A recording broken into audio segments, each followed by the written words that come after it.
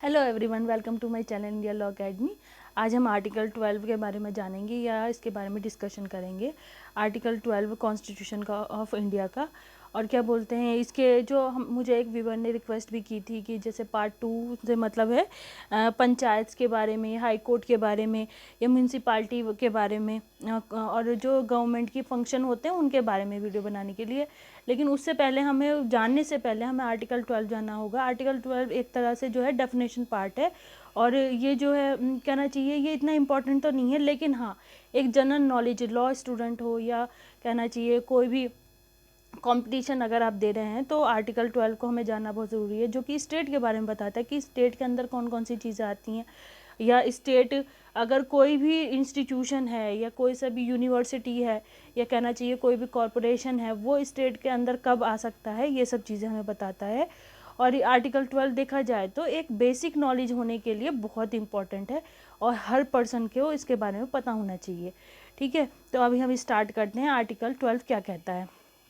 Definition of state, state की definition बताता है ये आर्टिकल 12 कि ये आर्टिकल जो स्टेट है उसके अंदर कौन कौन सी अथॉरिटी आ सकती हैं, जैसे गवर्नमेंट ऑफ इंडिया, ठीक है, और पार्लियामेंट हो गया, स्टेट लेजिस्लेचर हो गया, लोकल म्यूनसिपाल्टी और प्राइवेट पंचायत हो गई। अदर अथॉरिटीज़ से मतलब है जैसे कहना चाहिए ONGC, ठीक है, ONGC और गेल, GAIL, गेल इंडिया प्राइवेट लिमिटेड जो है, जैसे कोल इंडिया प्राइवेट लिमिटेड है, ये सारी जो कॉरपोरेशन है ये सब, तो ये सब गवर्नमेंट के या स्टेट के अंदर में अंदर आते हैं। और कौन सी चीज़ें इस तरह की हैं जो गवर्नमेंट के अंदर में नहीं आती, जैसे NCERT है वो गवर्नमेंट के अंडर में नहीं आती। और हम इसके एक वो देखेंगे कि क्या कंडीशन है किसी भी कॉरपोरेशन को या किसी भी इंस्टीट्यूट को गवर्नमेंट के स्टेट के अंदर स्टेट के ऑथराइजेशन के अंदर आने के लिए होनी चाहिए और क्या नहीं होती। अगर किसी के अंदर वो क्वालिटीज़ नहीं है या वो कहना चाहिए उस रूल रेगुलेशन के अंदर काम नहीं करता जिसके अंदर गवर्नमेंट ऑफ इंडिया के या स्टेट के अंदर आना चाहिए उस इंस्टीट्यूट को, तो वो कौन सी कंडीशन होंगी। ठीक है, सबसे पहले हम देखते हैं आर्टिकल 12 डेफिनेशन पार्ट है, जो कि इन this part unless the context otherwise requires the state includes the government and parliament of India. It's state से मतलब है government and parliament of India से, ठीक है, और the government and the legislature of each of the state, और government और जो कहना चाहिए लेजिस्लेचर है हर स्टेट की, वो स्टेट असेंबली जैसे, एंड ऑल लोकल और अदर अथॉरिटीज़, और दूसरी लोकल और अदर अथॉरिटीज़ से मतलब जैसे मैंने पहले ही बताया ONGC हो गया, गेल हो गया, कोल इंडिया लिमिटेड हो गया, जो कोयले के लिए जो खदान वगैरह हैं वो सब चीज़ें, जो नेचुरल रिसोर्सेज हैं वो भी गवर्नमेंट ऑफ इंडिया के अंदर में आती हैं। ठीक है, with in the territory of India, जो कि इंडिया की टेरिटरी में है वो सब चीज़ें, और under the control of the government of India, और जो गवर्नमेंट ऑफ इंडिया के कंट्रोल में आती हैं वो सब चीज़ें। इसे एक केस से हम देखते हैं, Salimla Sharma versus saint Paul senior secondary school AIR 2011 supreme court का केस है। इसमें ये अनएडेड प्राइवेट स्कूल के बारे में बात करता है, over which the government has no administrative control, जिसके ऊपर गवर्नमेंट ऑफ इंडिया की कोई एडमिनिस्ट्रेटिव कंट्रोल नहीं है। सो आर नॉट स्टेट, तो वो स्टेट नहीं कहलाएंगी within the meaning of article 12 के आर्टिकल 12 के मीनिंग में, जो कि गवर्नमेंट ऑफ इंडिया जो जिसे फंडिंग नहीं करती फाइनेंशियली और एडमिनिस्ट्रेटिव तरीके से, जिसमें गवर्नमेंट ऑफ इंडिया का कोई कंट्रोल नहीं होता, वो चीज़ें स्टेट गवर्नमेंट के या स्टेट के अंडर में नहीं आती हैं। ठीक है, फिर directive principle of the state policy, यहाँ पे इसका भी एक रोल है। जैसे हम सभी जानते हैं पार्ट 3 जो है वो गवर्नमेंट ऑफ इंडिया या कहना चाहिए स्टेट की तरफ से सिटीजन्स को एक तरह के फंडामेंटल राइट्स दिए हुए हैं, उनकी कहना चाहिए उनके राइट्स दिए हुए हैं।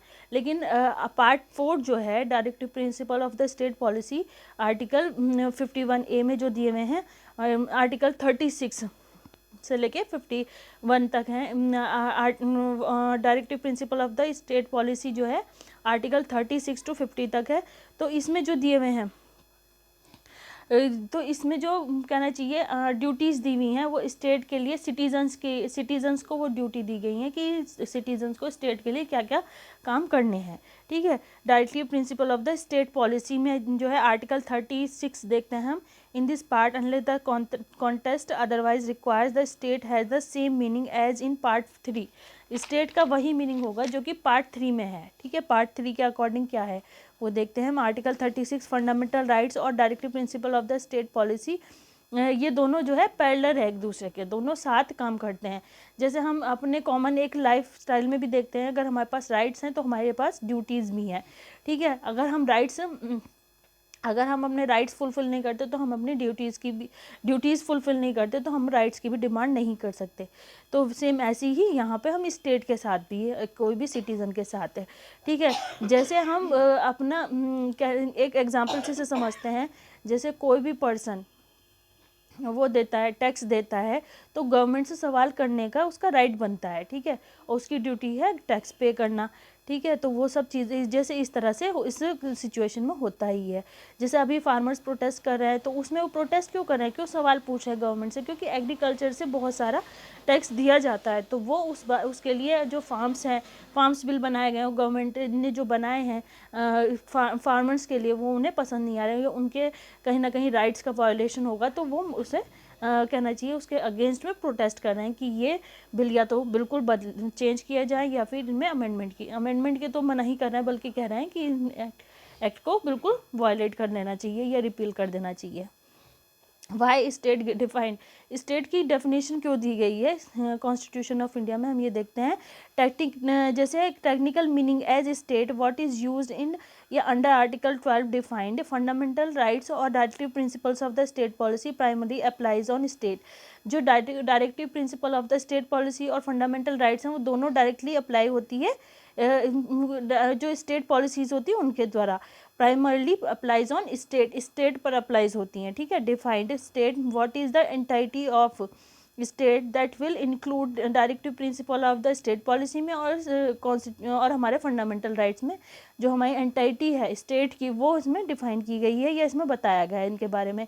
जो फंडामेंटल राइट है वो नेगेटिव रेस्ट्रिक्शन है स्टेट के ऊपर, ठीक है, कि स्टेट को वो काम नहीं करने हैं जो कि ह्यूमन राइट्स के या कहना चाहिए हमारे कॉन्स्टिट्यूशन के जो फंडामेंटल राइट्स हैं उनके अगेंस्ट है, ठीक है। तो वो एक तरह का नेगेटिव रेस्ट्रिक्शन दिया गया है स्टेट को। और directive principle of the state policy जो है पॉजिटिव रेस्ट्रिक्शन दिए गए हैं अपॉन द स्टेट के ऊपर पॉजिटिव रेस्ट्रिक्शन इम्पोज करता है। Since the word using of state for the purpose of state duty, जो ये वर्ड स्टेट यूज़ किया गया है ये इसका मेन पर्पस है स्टेट ड्यूटी के लिए। द फंडामेंटल राइट्स और directive principles of the state policy they apply upon the state, they दोनों जो है स्टेट के ऊपर अप्लाई होते हैं। But some fundamental rights which may be incidental, लेकिन कुछ फंडामेंटल राइट ऐसे हैं जो कि इंसिडेंटल हैं या कहना चाहिए जो अप्लाई होते हैं अपॉन द प्राइवेट इंडिविजुअल, किसी प्राइवेट इंडिविजुअल के लिए अप्लाई होते हैं, उन्हें हम आगे देखेंगे। Fundamental rights is a negative restriction and directive principle of the state policy are the positive restriction upon the state, ठीक है। अब इसे एक क्वेश्चन देखते हैं। What is the state which is apply in the fundamental rights or directive principles of the state policy which are negative or positive restriction upon the state, ठीक है। State के ऊपर जो अप्लाई होते हैं नेगेटिव और पॉजिटिव रेस्ट्रिक्शन वो state पर इम्पोज किए जाते हैं, तो उसमें आता है स्टेट की डेफिनेशन में, ठीक है। इलिसिट या इलीगल काम नहीं होना चाहिए। यहाँ पे रेस्ट्रिक्शन यहाँ पे ये भी लगाए गए हैं, जो फंडामेंटल राइट्स हैं वो सिटीजन्स को दिए गए हैं, लेकिन गवर्नमेंट ऑफ इंडिया के ऊपर भी रेस्ट्रिक्शन इम्पोज करते हैं कुछ जो फंडामेंटल राइट्स हैं उसमें। फिर इसके एक क्वेश्चन और देखते हैं, हु इज़ बीइंग रेस्ट्रिक्टेड और रेस्ट्रिक्टिंग, इसमें कौन रेस्ट्रिक्ट किया जाता है या किस पे रेस्ट्रिक्शन इम्पोज किया जा सकता है वो चीज़। The fundamental rights and the directive principles of the state policy are respectively negative and positive restrictions, negative और पॉजिटिव दोनों रेस्ट्रिक्शन है। मान लीजिए वो अगर स्टेट के लिए नेगेटिव है तो सिटीजन्स के लिए वो पॉजिटिव होगा, और सिटीजन्स के लिए नेगेटिव है तो स्टेट के लिए वो पॉजिटिव होगा। जैसे फंडामेंटल राइट्स जो हैं वो रेस्ट्रिक्शन इम्पोज करते हैं, नेगेटिव रेस्ट्रिक्शन अपोज करते हैं स्टेट पर। और जो directive principle of the state policy या DPSP है, वो प्रोविज़न जो रेस्ट्रिक्शन है वो इम्पोज करता है स्टेट के ऊपर, पॉजिटिव रेस्ट्रिक्शन, ठीक है। The fundamental rights and the DPSP are respectively negative and positive restrictions upon the power of the state. State की पावर के ऊपर नेगेटिव और पॉजिटिव रेस्ट्रिक्शन इम्पोज करते हैं। It was essential to define exactly what all will fall under the definition of the state, ठीक है। The fundamental rights and the directive principle of the state policy are aimed at restricting and regulating the might of the state. इसका main purpose होता है state को, या कहना चाहिए government को, स्टेट पॉलिसी कह लो, ये गवर्नमेंट पॉलिसीज़ को एक तरह से रेगुलेट करने का एक टूल है, ठीक है, जो हमारे फंडामेंटल राइट्स हैं या DPSP है। And at the same time protecting and conserving the rights of the people again the state. इसमें जो है सिटीजन्स के या कहना चाहिए पीपल्स के राइट्स जो हैं वो कंजर्विंग किए जाते हैं या कहना चाहिए प्रोटेक्ट किए जाते हैं, किसके अगेंस्ट, स्टेट के against. And therefore it was essential to elicit to exact entity who is power might has to be restricted. तो इसलिए यहाँ पर कहना चाहिए रेस्ट्रिक्शन इम्पोज किया जाता है उस कहना चाहिए अथॉरिटी के ऊपर या उस पावर के स्टेट के ऊपर जिसका मिसयूज़ होने का डर रहता है। जैसे इलिसिट या इलिसिट कोई ऐसा अवैध कार्य किया जाता है वो उन सब के ऊपर। फिर वाई लिस्ट ओपन, इसमें एक तरह से स्टेट में, जैसे मैंने शुरू में भी एक एग्जाम्पल के तौर पे बताया कि इसमें स्टेट के अंदर कौन कौन से आते हैं, तो इसे एक कहना चाहिए केस में इसके बारे में गाइडलाइन की दी गई है। उस केस को हम आगे देखें, नागराज वर्सेस वाली यूनियन ऑफ इंडिया वाला केस है, काफ़ी लीडिंग और फेमस केस है। उसमें स्टेट के बारे में क्लियर बताया गया है, जो सुप्रीम कोर्ट है उसने एक गाइडलाइन दी है कि इस गाइडलाइन के अकॉर्डिंग अगर कोई इंस्टीट्यूशन या कॉरपोरेशन वगैरह जो है वो अगर काम करते हैं तो वो गवर्नमेंट स्टेट के अंदर आएंगे, और जो नहीं करते वो नहीं आएंगे, ठीक है। तो एक तरह का उसे चेक करने का एक तरह का टूल दिया गया है कि किस तरह से हम स्टेट की डेफिनेशन में उस कॉरपोरेशन को या उस कंपनी को या उस ऑर्गेनाइजेशन को ला सकते हैं या नहीं ला सकते, ठीक है। जो इंक्लूसिव डेफिनेशन दी गई है इसमें स्टेट की, उसके बारे में हम देख सकते हैं। जैसे इंक्लूड्स दिया हुआ है इसमें, जो इंक्लूड्स मीनिंग दिया हुआ है स्टेट की डेफिनेशन में, आप चाहे तो डायरेक्ट से भी देख सकते हैं। और उसमें जो आर्टिकल 12 में दिया गया इंक्लूड्स डिफाइंड करता है, इसका मीनिंग है the list is not exhaustive. मतलब इसमें जो लिस्ट दी गई है कि फाइनेंशियली या एडमिनिस्ट्रेटिव कंट्रोल जो है उसमें जो एक तरह से लिस्ट बता दी गई है वो मतलब एग्जॉस्टिव नहीं है, उसके अगेंस्ट में मतलब और भी दूसरी चीज़ें उसमें इन्वॉल्व की जा सकती है time to time. Other authority से मतलब है parliament, state government, local authority, there has no any criteria under the article 12। फिर यहाँ पे हम एक क्वेश्चन और देखते हैं, why other authority will not be defined. इसमें अदर अथॉरिटी क्यों नहीं डिफाइन की गई है, सिर्फ इसमें एडमिनिस्ट्रेटिव और फाइनेंशियल कंट्रोल बताया गया है, लेकिन इसमें एक एक तो अथॉरिटी बता दी गई है जैसे गवर्नमेंट ऑफ इंडिया और पार्लियामेंट, और कहना चाहिए अदर अथॉरिटी जो है वो इसमें डिफाइन नहीं की गई है। तो वो क्यों नहीं की गई इसके बारे में हम देखते हैं। State has got welfare functions and such functions are not law and order. State जो है काफ़ी सारे फंक्शन होते हैं जो कि सोसाइटी के वेलफेयर के लिए किए जाते हैं, लेकिन सारे फंक्शन तो इसमें डिफाइन नहीं किए गए हैं, या कहना चाहिए लॉ एंड ऑर्डर को मेंटेन करने के लिए बहुत सारे फंक्शन करने पड़ते हैं। The state has many welfare functions in which they have to be involved, जिसमें स्टेट को इन्वॉल्व होना पड़ता है। So you have to perform function by other means, तो उसमें जो है दूसरी तरीके से भी फंक्शन करने पड़ते हैं। So state has to be diverted, तो स्टेट जो है उसमें डाइवर्ट किया गया है स्टेट को।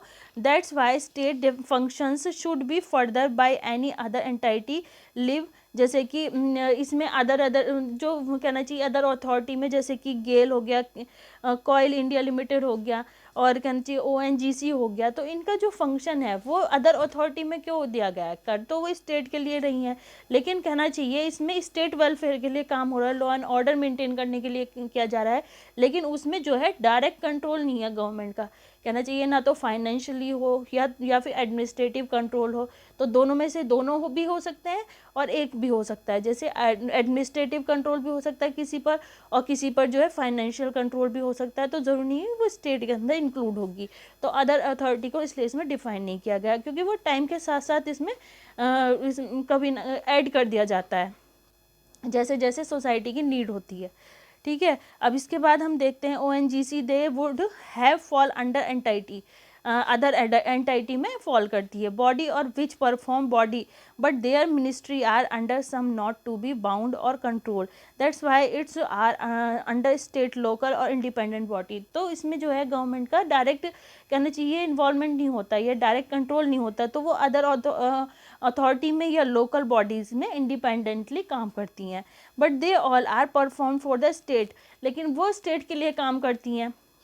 जैसे कोल इंडिया लिमिटेड का काम होता है कोयला जो वहाँ से खदान में से निकाला जाता है उसको कहना चाहिए लोगों तक पहुँचाने का, तो खदान में से निकालना जो है बहुत बड़ा टास्क होता है, तो वो भी तो एक गवर्नमेंट या स्टेट के लिए काम हो रहा है, या किसी मतलब लोगों के लिए काम हो रहा है, तो स्टेट वेलफेयर के लिए काम हो रहा है। तो because they all are doing a big number of individual work for the welfare of the state, तो ये बहुत बड़ा कहना चाहिए इंडिविजुअल्स के द्वारा किया गया है, या इंडिविजुअल के लिए किया जा रहा है, या पूरी एक सोसाइटी के लिए किया जा रहा है, तो वो काम जो है बहुत बड़े नंबर पर किया जा रहा है, या कहना चाहिए बहुत बड़े स्तर पे किया जा रहा है, तो इस वजह से वो स्टेट में इंक्लूड हो ना हो, लेकिन अदर अथॉरिटी में इंक्लूड हो जाएगा। ठीक है, प्राइवेट, लोकल या एग्जीक्यूटिव, सेंट्रल और स्टेट अथॉरिटी में क्या डिफरेंस है, अभी से हम एक केस से जानते हैं इसमें क्या डिफरेंस होगा, जो कि Pradeep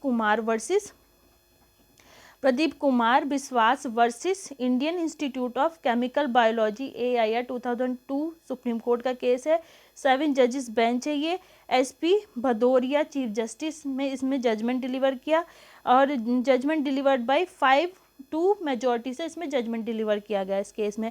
relevant facts of the article 12 के इसमें रिलीवेंट फैक्ट बताए गए हैं, जैसे कि the definition of the state can not be exhaustive, इसमें जो है डेफिनेशन जो है स्टेट की वो एग्जॉस्टिव नहीं है। एग्जॉस्टिव से मतलब होता है वो कंप्लीट नहीं है, उसमें टाइम के साथ साथ जो है लॉ एंड ऑर्डर मेंटेन करने के लिए, सोसाइटी के वेलफेयर के लिए, या कहना चाहिए काफ़ी बड़े स्तर पर कोई कार्य होता है सोसाइटी के वेलफेयर के लिए, तो उसमें टाइम के साथ साथ उसमें इंक्लूड किया जा सकता है उस कॉरपोरेशन को, कंपनी को, या उस अथॉरिटी को, इंस्टीट्यूट को, कुछ भी। ठीक है, जैसे हम NCERT का एक एग्जांपल देख लेते हैं। NCERT को हम काफ़ी लोग अगर देखते हैं तो उसे गवर्नमेंट या गवर्नमेंट के अंडर में समझते हैं, लेकिन वो एक प्राइवेट है, गवर्नमेंट अथॉरिटी नहीं है, तो वो अदर अथॉरिटी में आएगी। Its functions are highly diversified and therefore the state may take new forms and new methodology to perform its functions. तो इसके जो काम है वो हाईली डाइवर्सिफाइड होते हैं और अपने हिसाब से काम करते हैं। ठीक है, कुछ डिपार्टमेंट ऐसे हैं जिसमें जो काम होता है वो अपने हिसाब से किया जाता है और काफ़ी बड़े स्तर पे किया जाता है, उनकी अपनी एक उस वर्क को परफॉर्म करने की अलग एक मेथोडोलॉजी होती है, या जो उसका फंक्शन को काम या जो उसका काम करती है। Its functions and new entities में be created to perform the functions, जिसमें जो है नई न्यू एंटाइटीज़ भी उसमें फंक्शन करने के लिए इन्वॉल्व की जाती हैं। Therefore the list can be exhaustive, इसलिए ये जो लिस्ट है ये एग्जॉस्टिव है। स्टेट में जो है कहना चाहिए लिमिटेड चीज़ें नहीं रख सकते, या कहना चाहिए कुछ मतलब इसमें लिमिटेड चीज़ें नहीं दी गई, इसलिए इसमें जैसे गवर्नमेंट ऑफ इंडिया दे दी, पार्लियामेंट दे दिया, स्टेट लेजिस्लेटिव हो गई, और जो कहना चाहिए जो पंचायत हो गया या इलेक्शन कमीशन वाला पंचायत वाली चीज़ें हो गई, तो इसमें ये सब चीज़ें लोकल म्यूनसिपाल्टी हो गई, वो सब चीज़ें तो इंक्लूड कर दी। लेकिन जो चीज़ें इसमें नहीं आ सकती, जिनका अपना इंडिविजुअल वर्क है बहुत बड़े स्तर पे और कहना चाहिए सोसाइटी वेलफेयर के लिए होता है, तो वो चीज़ें नहीं इनमें इन्वॉल्व की गई तो अदर अथॉरिटी नहीं है, लेकिन टाइम के साथ साथ वो स्टेट के लिए काम करती हैं तो इसलिए उसे अदर अथॉरिटी में रखा है। और इसीलिए इसकी जो डेफिनेशन है वो एग्जॉस्टिव मानी गई, क्योंकि टाइम के साथ साथ इसमें काफ़ी चीज़ें इंक्लूड कर दी जाती है। एग्जॉस्टिव से मतलब है ये जो डेफिनेशन इसमें दी गई है आर्टिकल 12 में वो मतलब कंप्लीट नहीं है। ये इसमें कहना चाहिए ये आर्टिकल है तो बहुत छोटा सा, मतलब अगर आप कहना चाहिए उसमें देखते हैं बेरक में अगर इसकी मार्जिनल नोट्स देखते हैं या इसकी एक मतलब इसको देखते हैं आर्टिकल 12 को, तो बहुत छोटी सी एक डेफिनेशन दी गई, लेकिन इसका जो कहना चाहिए मीनिंग बहुत ब्रॉड निकल के आता है। स्टेट में जैसे मतलब एक तो स्टेट के अंदर क्या क्या चीज़ें होंगी ये चीज़ बता दी, फिर दूसरी अदर अथॉरिटी बता दी क्या चीज़ें इसमें इन्वॉल्व की जा सकती हैं टाइम के साथ साथ लॉ एंड ऑर्डर मेंटेन करने के लिए या सोसाइटी के वेलफेयर के लिए, वो सब चीज़ें इंक्लूड की जा सकती है। तो इसलिए इसे बता दिया गया कि एग्जॉस्टिव नहीं है, ठीक है। फिर नेक्स्ट देखते हैं हम इस केस में क्या बताया गया है। There has to be a strong administrative और financial and functionality linked of the entity with the state. इसमें एक तरह का एक मतलब मेजर पॉइंट ये बताया गया है कि अगर किसी भी इस कॉरपोरेशन कंपनी या इंस्टीट्यूट को अगर आपको ये देखना है कि वो स्टेट में फॉल करती है या नहीं करती, तो उसके लिए एक बड़ा टूल ये है कि उसमें एडमिनिस्ट्रेटिव और फाइनेंशियल कंट्रोल स्टेट का है या नहीं है। अगर एडमिनिस्ट्रेटिव और फाइनेंशियल कंट्रोल उसका स्टेट में है उस कंपनी या ऑर्गेनाइजेशन में, तो तब वो जो है स्टेट में की डेफिनेशन में फॉल कर जाएगी, अदरवाइज नहीं करेगी, ठीक है। अदर अथॉरिटीज़ जो है उससे मतलब उसमें हम अदर अथॉरिटी का हमने जैसे अभी एक एग्जांपल देखा, एक एग्जांपल और देखते हैं जैसे कोल इंडिया लिमिटेड वाला मैंने बताया, तो इस तरह का एक और एग्जांपल देखते हैं। जैसे फंक्शनैलिटी टेस्ट और इंस्ट्रूमेंटलिटी टेस्ट क्या होता है, means someone performed there duty और स्टेट ड्यूटी। मतलब इंस्ट्रूमेंटलिटी टेस्ट और कहना चाहिए फंक्शनैलिटी टेस्ट से मतलब क्या है कि वो अपनी ड्यूटी को परफॉर्म कर रहे हैं किसके लिए, स्टेट के लिए या स्टेट के वेलफेयर के लिए। Agency and instrumentally test of the state क्या है, agency has means particular body created by the state. Agency से मतलब है कि कोई पर्टिकुलर बॉडी है जो कि स्टेट के लिए बनाई जा रही है, स्टेट के फंक्शन के लिए की जा रही है। इंस्ट्रूमेंटलिटी का मतलब होता है directly created by the state और स्ट्रॉन्ग कंट्रोल। ये जो इंस्ट्रूमेंटली का मतलब है कि डायरेक्टली जो है स्टेट के द्वारा उसे बनाया जा रहा है, उस कहना चाहिए बॉडी को या उस ऑर्गेनाइजेशन को, और उस पर जो है स्ट्रॉन्ग कंट्रोल है स्टेट का, उसके ऊपर स्ट्रॉन्ग कंट्रोल है, ठीक है। एडमिनिस्ट्रेटिव और फाइनेंशियल कंट्रोल से मतलब क्या है, हियर मीन्स अपॉन विच जिसमें जो है फाइनेंशियल और एडमिनिस्ट्रेटिव कंट्रोल से मतलब है कि उस पर जो है जो उसका हेड है उस डिपार्टमेंट का या उस ऑर्गेनाइजेशन का, उसको जो है अपॉइंट करने का और उसे रिमूवल करने की जो है उसकी पावर है, पूरी तरह से स्टेट की पावर है, स्टेट के अंडर आता है, तो वो तब ये माना जाएगा कि वो स्टेट में फॉल कर जाएगा स्टेट की डेफिनेशन में। जैसे फॉर एग्जांपल ONGC हो गया, कोल इंडिया लिमिटेड हो गया, गेल हो गया वगैरह, विच बाउंड बाय द पार्ट 3 और 4 ऑफ द कॉन्स्टिट्यूशन, जो पार्ट 3 और 4 में फॉल कर जाएगा या पार्ट होगा उसका। There has to be strong financial और administrative control of the state, और does the state has administrative और financial control under which the state has power to appoint और रिमूवल ऑफ द हेड। जैसे head को appoint करने की और removal करने की क्या होती है, पावर होती है। तो फाइनेंशियल और कहना चाहिए एडमिनिस्ट्रेटिव कंट्रोल है ये माना जाएगा। बार काउंसिल ऑफ इंडिया का एक एग्जांपल देख लेते हैं। जैसे बार काउंसिल ऑफ इंडिया है BCCI will not funded by the state, वो स्टेट के द्वारा फंडिंग नहीं की जाती है, तो वो जो है स्टेट की डेफिनेशन में फॉल नहीं करेगी, ना ही उस पर एडमिनिस्ट्रेटिव और कहना चाहिए और फाइनेंशियल कंट्रोल होता है। इसलिए तो जो उसका हेड है BCCI का या बार काउंसिल ऑफ इंडिया का जो हेड है उसे अपॉइंट करने का और रिमूवल करने का भी राइट नहीं है स्टेट का, तो वो स्टेट में फॉल नहीं करेगी। फिर हम ये जो नागराज वर्सेस जो यूनियन ऑफ इंडिया वाला जो केस है वो बाद में देखेंगे, लेकिन अभी ये वाला केस देखते हैं। According to justice Bhagwati under this leading और फेमस केस, तो जो जस्टिस भगवती ने इसमें कहना चाहिए फंक्शनैलिटी टेस्ट बताया है कि फंक्शनैलिटी टेस्ट क्या होगा स्टेट का। Ajay Hasia versus Khalid Mujib AIN 1981 supreme court का केस है। इसमें एक तरह से गाइडलाइन दी है कि स्टेट की डेफिनेशन में कौन सी बॉडी फॉल करेगी और कौन सी नहीं करेगी। जैसे फर्स्ट पॉइंट देखते हैं हम, that is the entity should be performing the state functions as the state does.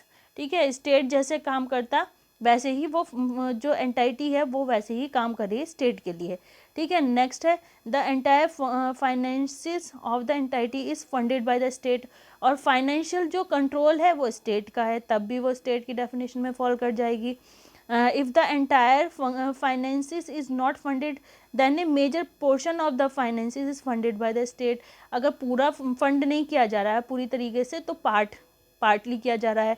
ठीक है, नेक्स्ट देखते हैं, if there is no financial link then there is a strong administrative control. अगर कहीं फाइनेंशियल कंट्रोल नहीं है तो एडमिनिस्ट्रेटिव कंट्रोल है, स्ट्रॉन्ग एडमिनिस्ट्रेटिव कंट्रोल है स्टेट का, तो that is the state has the power to appoint and removal of the head. मतलब जैसे कि उसका जो हेड होगा उसको अपॉइंट करने के, रिमूवल करने की पावर है, या उसके और जो दूसरे स्टाफ है उनको करने की, अपॉइंट और रिमूवल करने की पावर है, तब भी वो स्टेट की डेफिनेशन में फॉल कर जाएगा। The entity was directly created by the state. और जो एंटाइटी है वो डायरेक्टली जो है स्टेट के द्वारा कहना चाहिए क्रिएट की गई है थ्रू लॉ एंड ऑटोनॉमी। जो स्टेट के लॉ और ऑटोनॉमी है वो उस पर फॉल करते हैं, was provided to the entity and the state has the power to take back the autonomy. ठीक है, एंड नेक्स्ट देखते हैं, एन एंटायर मिनिस्ट्री और a part of the ministry was converted into a company और a corporation. जो entire ministry हो गई या पार्ट ऑफ द मिनिस्ट्री वो कन्वर्ट हो गई है किसी कंपनी में और कॉरपोरेशन में। ठीक है, these are the 6 test also have been approve in Pradeep Kumar case. ये जो कहना चाहिए 6 टेस्ट हैं ये जो है प्रदीप कुमार वाले केस में भी कहना चाहिए अप्रूव किए गए। And all these test has been seen in togetherness and that they are not exhaustive और the list is not exhaustive. तो इस केस में भी ये बोला गया है जो टेस्ट है स्टेट डेफिनेशन में फॉल कर रहे हैं या नहीं कर रहे हैं, तो ये टेस्ट जो 6 टेस्ट दिए हैं ये भी ज़रूरी नहीं है ये एग्जॉस्टिव हो, इसके अलावा भी बहुत सारे हो सकते हैं। ठीक है, अब हम इसमें और भी जो केस हैं वो 1-2 केस और देख लेते हैं। सबसे पहले Zee telefilms versus union of India का केस है। इसमें 5 जजेस बेंच थी और एन संतोष हेगड़े जस्टिस ने इसमें जजमेंट डिलीवर किया। In this case held that BCCI is not state, neither there is any financial assistance nor is there any strong administrative control there in. तो ना तो इसमें एडमिनिस्ट्रेटिव कंट्रोल है ना कि फाइनेंशियल। ठीक है, lieutenant general of Delhi versus V K Sodhi AIR 2007 supreme court case है। और दूसरा है इसमें इसके साथ ही Chander Mohan Khanna versus NCERT AIR 1991 supreme court का केस है। It was held that NCERT is not state even though it furthers the education policy of the state, it does not have any financial और administrative control of the state. चाहे इसमें जो NCERT है इसमें कहा जाता है कि ये एजुकेशन का पार्ट है जो कि स्टेट के लिए बहुत ज़रूरी, बहुत इंपॉर्टेंट पॉइंट मतलब कहना चाहिए मैटर है, लेकिन फिर भी ये स्टेट की डेफिनेशन में स्टेट के अंदर नहीं फॉल करता। ठीक है, जुडिशरी इज ए स्टेट और नॉट, ये हम बहुत बड़ा इसमें एक मैटर निकल के आता है कि ये जुडिशरी है या नहीं है। Judicial function is not a state. ठीक है, जुडिशियल फंक्शन जो होगा वो स्टेट नहीं है, लेकिन administrative function it becomes state, वो स्टेट बिकम्स बन हो सकता है या है। Judiciary while performing its judicial function unless acting in gross violation of natural justice or acting mala fide। ठीक है, जुडिशियल वर्क जो होता है वो स्टेट के लिए ही वर्क करता है, स्टेट वेलफेयर के लिए वर्क करता है, लेकिन उसकी जो कई बार है नेचुरल जस्टिस और एक्टिंग मेला फाइडी भी हो जाता है, वायलेशन में भी हो जाता है, इसका बहुत ज़्यादा वायलेशन होता है। ठीक है, will not be said to have violated the fundamental rights of the person, जो कि ये नहीं कहा सकता किया जा सकता जो फंडामेंटल राइट्स उनका वायलेशन करे। The function of the judiciary is to decide cases and not always to decide it rightly. ये ज़रूरी नहीं कि जो सुप्रीम जो कोर्ट्स हैं वो जो जजमेंट दे रहे हैं या कहना चाहिए केस डिसाइड कर रहे हैं वो ठीक कर रहे हैं। ओनली दस if the judiciary decides A case wrongly it can not said that it has violated it's jurisdiction and has violated someone fundamental rights. अगर ठीक जजमेंट नहीं दिया तो ये नहीं कहा जा सकता कि ह्यूमन राइट्स के या फंडामेंटल राइट्स के अगेंस्ट है। Rather even if it does do so it will be said it's functioning with in its domain Moreover, if there is a wrong decision by the court, it always subject to rectification in appeal. अगर कोई judgement गलत दिया जा सकता है तो उसमें appeal का ऑप्शन दे रखा है, लेकिन ये नहीं कहा जा सकता कि गलत दिया गया है, ठीक है। जुडिशल रिव्यू की पावर है, अपील की पावर है, और भी अलग पावर्स हैं। रीड विद आर्टिकल 12 जो है हम पढ़ेंगे आर्टिकल 19 के साथ और आर्टिकल 32 के साथ बाय सर्च, मतलब इन आर्टिकल को इनके साथ पढ़ेंगे, ठीक है। फिर एजिस्टम जनरिस देखते हैं, इसमें स्टेट पॉसिबिलिटी क्या है। इसमें अगर स्टेट मतलब फंडामेंटल राइट्स वायलेट होते हैं तो उसके लिए हमारे रिट पिटीशन पावर दी गई है, जिसके ऊपर मैंने एक वीडियो डिटेल वीडियो बना रखी है, आप चाहे तो वो देख सकते हैं। फिर इसमें देखते हैं एडजस्टम जनरिस क्या है। अदर अथॉरिटी के बारे में बात करता है, जैसे यूनिवर्सिटी होती, सॉवरिजन नॉट सॉवरिजन। न्यू टेस्ट जो है the agency created by law, for example AMU और DU जो है स्टेट कम्स अंडर स्टेट, ये इन स्टेट के अंदर आती हैं क्योंकि ये फाइनेंशियल और एडमिनिस्ट्रेटिव दोनों कंट्रोल में आती है इसलिए। Any body created under the law, company act में जैसे associates act not comes under the state, वो कंपनी एक्ट में अगर मान लो फॉल करती है तो वो स्टेट में नहीं आएगी, ठीक है। RD Shetty case held how they created the entity, it is not created but seen why it was created. RD Shetty के केस में बताया गया है how they created the entity, कि एंटाइटी वो किस तरह से क्रिएट की गई, ये देखा जाएगा। It is not created but seen why it was created, ठीक है। तो वो कैसे उसका क्रिएशन हुआ, वो सब चीज़ें। एजेस्टम जनरिस बाय अंडर द लॉ, वाई क्रिएटेड, इंस्ट्रूमेंटलिटी और एजेंसी, मतलब एजेस्टम जनरिस का मतलब है वो क्यों क्रिएट किए गए, और लॉ का क्या कहना चाहिए, लॉ अंडर द लॉ है या नहीं है, या बाय लॉ है कि नहीं है। तो अब इसके बाद एक केस और देखते हैं, Ramana Dayaram Shetty versus international airport authority of India AIR 1979 supreme court का केस है। It was held that the test is not as to how the entity was created, rather the test is why the body was created. After that, Ajay Haza case comes AIR 1981 Supreme Court. Test is administrative and financial control upon the state. ठीक है। इसमें जो है रमाना दयाराम वाला जो case है, रमाना दयाराम वाले case में ये माना गया कि ये जो है जो एंटाइटी है वो क्यों क्रिएट की गई है, उसके पीछे का पर्पस देखा जाएगा, इसे टेस्ट करने के लिए कि वो स्टेट की डेफिनेशन में फॉल करता है या नहीं करता। लेकिन अजय हाशिया वाला जो केस है इसने पूरी ही इसकी डेफिनेशन को चेंज कर दिया और ये कहा कि इस पर एडमिनिस्ट्रेटिव और फाइनेंशियल कंट्रोल जिस बॉडी पर है या एंटाइटी पर है वो स्टेट की डेफिनेशन में फॉल करेगी। आज के लिए इतना ही। अगर मेरी वीडियो पसंद आए तो लाइक शेयर एंड सब्सक्राइब करें। Thank you so much, bye.